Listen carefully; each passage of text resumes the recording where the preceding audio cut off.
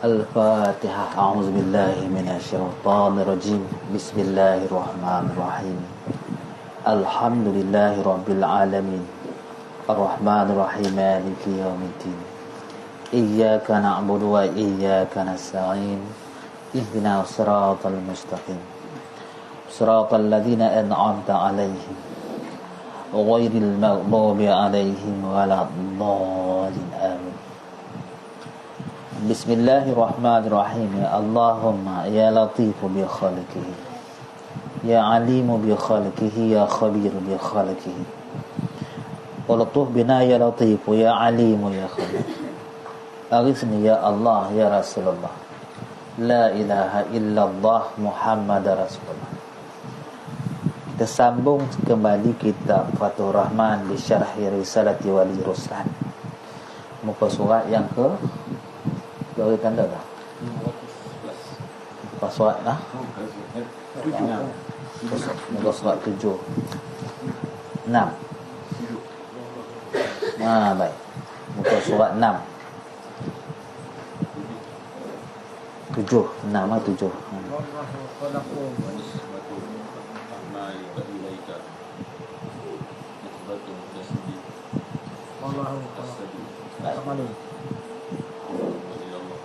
Qala musannifu rahimahullahu ta'ala wa nafa'ana bi'ulumihi fid dharain amin.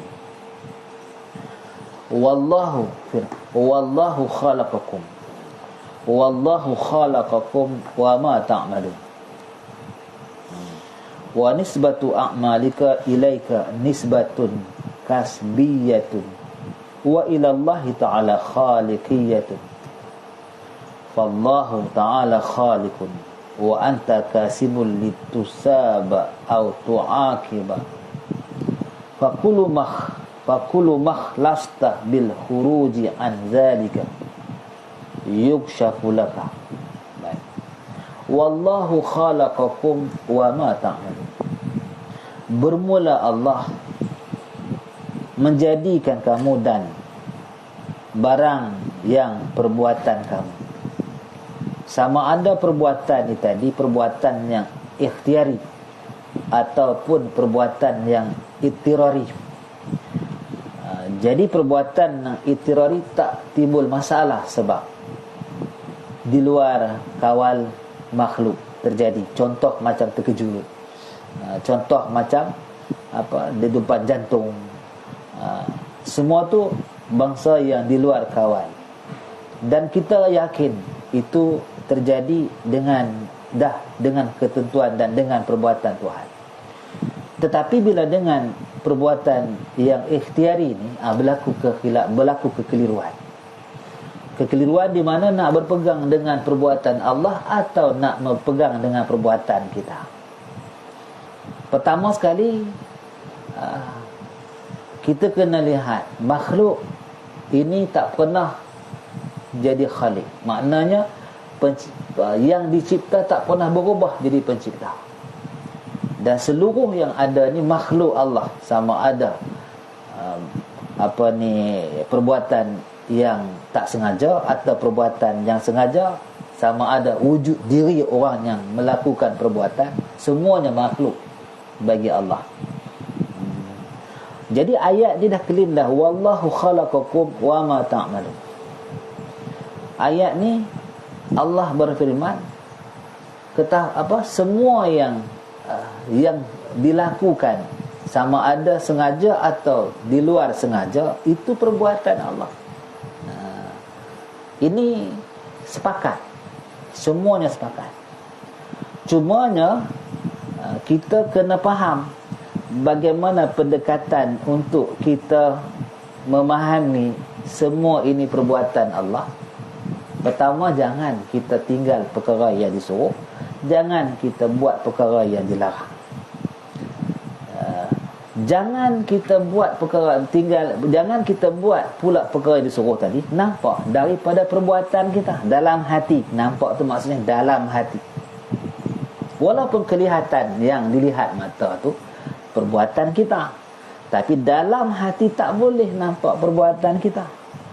Maksudnya yang kita faham tu tak boleh kita faham tu adalah dari perbuatan kita, tapi daripada Allah Ta'ala, berdasarkan firman wa ma ta'malun. Allah cipta kamu, Allah cipta wujud kamu, dan Allah juga cipta segala perbuatan kamu. Dan perbuatan ni tadi sama ada yang dalam hati atau yang di indrawi. Apa juga yang terjadi, maka kejadian itu tadi adalah perbuatan Allah, sama ada niat di hati atau yang berkata di lidah. Semua tu kena nampak makhluk bagi Allah. Sini dia keluar orang malu kan. Itu sudah yang sunnah wafiru. Ud'uni istajib lakum. Ud'uni istajib lakum. Nak kaitkan dengan ayat ni. Jadi apa sebenarnya dua ayat. Baik. Jadi siapa jugalah aqimus solah, siapa jugalah ita'iz zakah, ayat perintah. Hendaklah kamu laksanakan solat, hendaklah kamu keluarkan zakat. Jadi perintah-perintahan ni tadi disandarkan kepada makhluk, tetapi kejadiannya daripada Allah. Kenapa kita kena kata macam tu? Sebab kita yakin tiada satu kejadian yang terjadi daripada makhluk sebenarnya. Yang kejadian terjadi ni semuanya daripada kejadian perbuatan Tuhan, berdasarkan kepada wallahu khalaqakum wa ma ta'malun. Ini bukan ayat mutasyabihat. Ini ayat muhkamat. Jadi ketika kita berdoa ataupun ketika kita sembahyang, ketika kita keluar zakat, itu yang disuruh lah. Yang kita duk masak nasi, duk basuh baju, duk berjalan sana sini, semua tu kita nampak terjadinya adalah dengan kehendak, dengan kudrat Tuhan. Nak nampak macam itu. Yang nanti bila kita kata, bila disandarkan kita, bila kita berasa kita ni, memang kita berasa waktu kita berjalan tu kaki kita letak lah, berasa kita berjalan, tapi hati kena pandang perbuatan Tuhan. Sebab tu apa yang kita rasa di hati semua dari Allah. Apa yang kita kena nampak dalam hati semuanya dari Allah. Tak menghilangkan kaki itu rasa berpijak. Serupalah ketika kita katakanlah sihat daripada Allah, tapi yang rasa sakit tu kita. Ketika sakit kan, yang rasa segar tu kita kan. Yang rasa sakit tu kita kan. Semua pun dari Allah. Dari Allah yang rasa siapa? Sakit. Kalau kata-kata dari sihat sakit dari Allah, yang rasa siapa? Kita kan rasa sakit. Kuatnya hati memandang dari Allah, sampai mana sakit pun semua yang dari Allah, yang tu panggil mujahadah. Sakit tetap rasa sakit. Jadi ketika kita berdoa, kita nampak tu perbuatan Allah. Kita berdoa tu, maknanya bila kita berdoa tu daripada perbuatan Allah, bermaksud jangan kita sekali-kali nampak yang kita dapat hasil daripada doa tu tadi dengan sebab doa kita tu. Macam itu juga kita masuk syurga nanti, bukan dengan semayang tu, pasal itu perbuatan Allah. Maknanya yang masuk ke syurga dengan rahmat Allah. Yang masuk syurga tu dengan rahmat Allah. Ada dah ayat yang katakan kita masuk dengan amal? Ada. Masuklah ke syurga, masuklah kamu ke syurga dengan apa yang kamu amalkan. Itu disandangkan sahaja, hakikatnya memang dari Allah. Walaupun ud'uni ada perintah Allah kepada satu objek, iaitu yang diperintahkan makhluk, lalu kita berdoa. Adakah kita ketika kita berdoa tu tadi kita nampak kita yang buat? Tak boleh. Kena nampak Tuhan buat berdasarkan firman wallahu khalaqakum wa ma ta'malun. Nampak dengan hati macam tu, Tuhan yang buat. Maknanya kalau Tuhan tak buat kita angkat tangan, tak jadi yang sekarang ni. Kalaulah Tuhan tak jadi kita, tak ada. Kalau Tuhan tak buat kita berdoa, waktu kita berdoa tu bukan perbuatan yang dibuat Tuhan, tak jadilah kita nak angkat tangan tu. Kalau dia tak kehendaki pun tak jadi juga. Jadi dengan kehendak dan dengan kudrat Tuhan, itulah sebenarnya nyata rupa ni berdoa, rupa ni semayang, nama kepada segala nama yang kembali kepada hakikatnya perbuatan Tuhan yang bernama sembahyang, perbuatan Tuhan yang bernama berdoa, perbuatan Tuhan yang bernama keluar zakat, perbuatan Tuhan yang bernama puasa, perbuatan Tuhan. Punyanya nampak kuatnya perbuatan Tuhan tu, walaupun dia mengalami keletihan ketika puasa lapar, ketika sembahyang sakit kaki contohnya, ketika dia baca Quran tu lemah, letih dan sebagainya, dia terus istiqamah dengan memandang perbuatan Tuhan yang tu yang nilai tu, sampai nanti dia kekaburan dalam suasana fana fillah.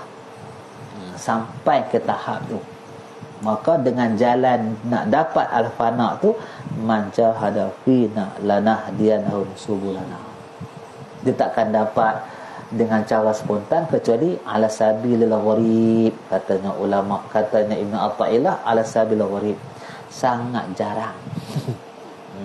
Jadi perintahan tu nampak, perintahan tu maknanya nampak macam dari Allah kepada kita, lalu kita ada usaha kena berdoa kan, nampak macam tu. Tidak pada hakikatnya, fahamnya bukan macam tu. Sebab tu ilmu fiqh lapangan ni, bila sampai ke ilmu tasawuf, nampak dengan dan dari Allah semuanya kena di situ. Wa nisbatu a'malika, bermula nisbah segala perbuatan kamu kepada dirimu itu, nisbah usaha jua, nisbah usaha jua. Dan usaha tu apa? Usaha tu suatu keinginan yang ada hubungan dengan sesuatu, yakni dengan sebab, dengan alat dan sebagainya, dengan fikir kan. Kita contohlah, kita nak usahakan ladang, mesti kena ada modal, mesti kena ada kesihatan, mesti kena ada jentera. Bolehkah usaha tu tengok jadi? Tak boleh. Kena